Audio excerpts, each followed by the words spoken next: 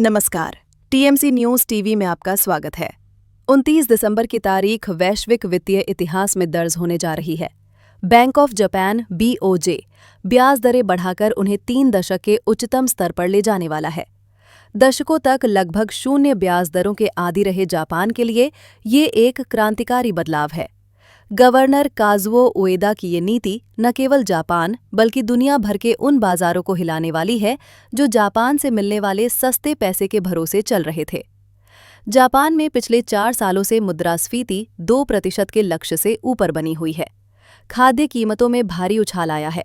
अकेले इस साल 20,000 से ज्यादा खाने पीने की चीजों के दाम बढ़े हैं। वेतन वृद्धि। बीओजे का मानना है कि श्रम की कमी के कारण कंपनियां अगले साल बड़े पैमाने पर वेतन वृद्धि करेंगी। ये बढ़ती महंगाई और बढ़ते वेतन का चक्र दरों को 0.5% से बढ़ाकर 0.75% करने का मुख्य आधार है। येन की कमजोरी के कारण आयात लागत बढ़ रही है, जिससे परिवारों पर दबाव है। सरकार और बीओजे अब येन में और गिरावट को रोकने के लिए दखल देने को तैयार हैं।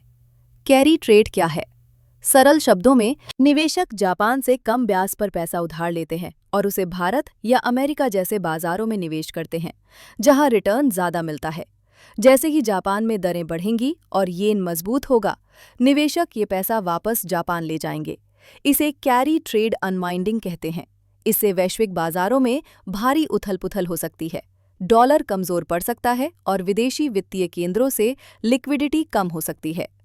जापानी ब्याज दरें बढ़ने से विदेशी निवेशक भारतीय शेयर बाजार से पैसा निकाल सकते हैं, जिससे बाजार में गिरावट आ सकती है। येन के मुकाबले रुपया प्रभावित हो सकता है। आयातित वस्तुएं महंगी होने से भारत में महंगाई बढ़ सकती है।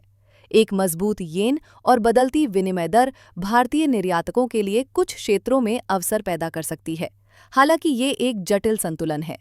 भारतीय कंपनियों के लिए जो विदेशी मुद्रा में उधार लेती हैं, उनकी लागत बढ़ सकती है। बैंक ऑफ जापान का ये कदम मौद्रिक नीति को सामान्य बनाने की ओर एक बड़ा कदम है।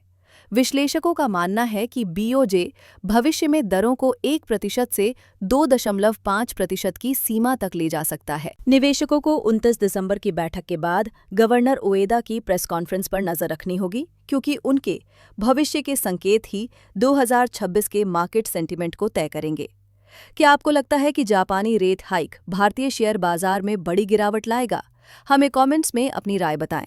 अगर आपको ये जटिल वित्तीय विश्लेषण सरल लगा तो वीडियो को लाइक करें और वैश्विक अर्थव्यवस्था के ऐसे ही महत्वपूर्ण अपडेट्स के लिए टीएमसी न्यूज टीवी को सब्सक्राइब करें। अगर आपको हमारी ये वीडियो अच्छी लगी हो तो इस वीडियो को लाइक कीजिए, कमेंट कीजिए और हमारा चैनल सब्सक्राइब करना ना भूलें।